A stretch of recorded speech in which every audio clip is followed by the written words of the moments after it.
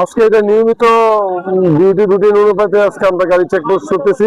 Check করে যারা যে গাড়ির কাগজপত্র নাই গাড়িগুলো মামলা দিচ্ছি, যেগুলো একেবারে নাই এটা আটক করা হচ্ছে। এটা একটা নিয়মিত ডিউটি রুটিন। এ পর্যন্ত 3টা আটক হয়েছে আর 2টা অনলাইনে মামলা দেওয়া হয়েছে। আর প্রক্রিয়াধীন আছে আর অনেক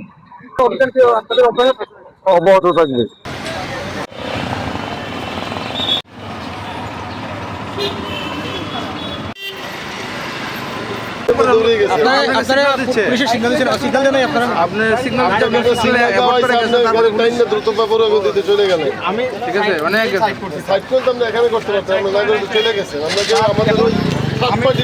আমি পুরাপুরি ভাবে ওই অ্যাক্সিডেন্টের বিষয়টা আপনার ফেভার দেন,